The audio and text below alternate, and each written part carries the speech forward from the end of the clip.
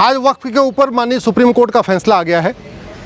माननीय supreme court में जो नया वक्फ कानून है उसकी 12 धाराओं को चैलेंज किया गया था, 12 धाराओं को स्टे करने की मांग की गई थी। माननीय सुप्रीम कोर्ट ने उसमें से 11 धाराओं पे स्टे नहीं किया है, केवल एक प्रोविज़न पे स्टे किया है, जहां उसमें ये लिखा हुआ था कि जो 5 साल से प्रैक्टिसिंग मुस्लिम होगा वही वक्फ कर पाएगा, और बाकी की सारी जितनी मांगें थी सबको नकार दिया है। इसका मतलब ये हुआ कि अब वक्फ बाई यूज़र का कॉन्सेप्ट नहीं चलेगा, वक्फ बाई ओनर का कॉन्सेप्ट चलेगा। कोई ये कहे कि नहीं मैं तो 20 साल 30 साल 40 साल से इसको यूज़ कर रहा हूँ इसलिए ये वक्फ हो गया, वो नहीं चलेगा। वक्फ करने के पहले ओनरशिप दिखाना पड़ेगा, तभी होगा। जो मुकदमे इस नए कानून के आने के पहले से हैं वो जहाँ चल रहे थे वहीं चलते रहेंगे। जो मुकदमे इस कानून के नए वाले कानून के अंतर्गत अब शुरू होंगे वो जिलाधिकारी को अधिकार है कि वो चेक करे कि हाँ वास्तव में जो वक्फ करना चाह रहा है वो उसकी टाइटल क्या है, उसका असली मालिक कौन है। जिलाधिकारी के पास अधिकार है। हाँ, जिलाधिकारी के फैसले के खिलाफ भी लोग अपील कर सकते हैं। वो बाकायदा बाकी जो ज़मीन के मुकदमे होते हैं उसमें भी ये प्रावधान है कि आप जिलाधिकारी के मुकदमे के खिलाफ भी ऊपर जाके अपील कर सकते हैं। एक बड़ी अच्छी बात यह है, माननीय सुप्रीम कोर्ट ने ये भी कह दिया है कि बाकी के कोई भी जो प्रावधान है नए वाले कानून में उसमें कोई भी रोक नहीं लगेगी। इसका मतलब ये हुआ 99.9% जो एक्ट है वो इस समय लागू है, उसमें उसमें मिसकंसेप्शन नहीं है, उसमें कोई कन्फ्यूज़न नहीं है। नया वाला कानून पूरी तरीके से लागू हो चुका है।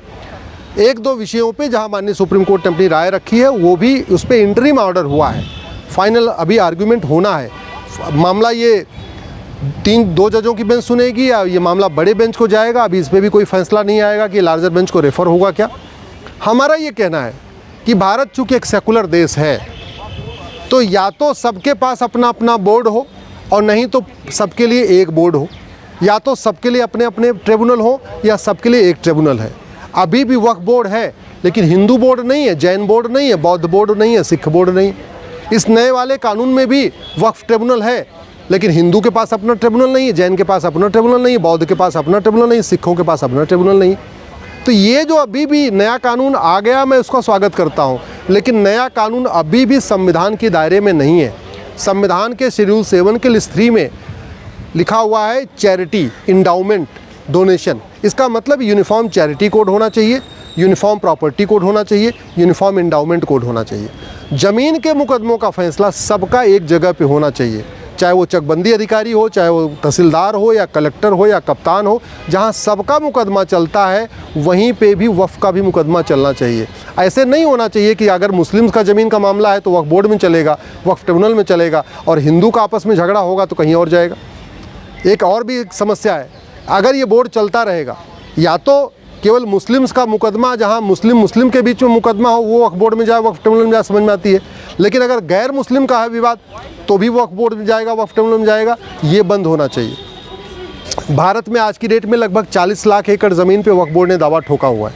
40 लाख एकड़ ज़मीन पे वो काफ़ी मुकदमे आपस के खुद के हैं, मुस्लिम्स का आपस में बीच में है, लेकिन उसमें ज़्यादा मुकदमे मुस्लिम और गैर मुस्लिम के हैं, और सबसे ज़्यादा मुकदमे मुस्लिम्स और सरकार के बीच में है, क्योंकि वक्फ बोर्ड ने आर्मी की ज़मीन पे भी दावा ठोक रखा है, नेवी की ज़मीन पे भी दावा ठोक रखा है, एयरफोर्स की ज़मीन पे दावा ठोक रखा है, रेलवे की ज़मीन पे, हाईवे की ज़मीन पे, एक्सप्रेसवे की ज़मीन पे दावा ठोक रखा है, गोचर ज़मीन पे, बंजर ज़मीन पे भी दावा ठोक रखा है, नदियों के किनारे ज़मीन पे भी दावा ठोक रखा है, पहाड़ियों के किनारे भी ज़मीन पे दावा ठोक रखा है।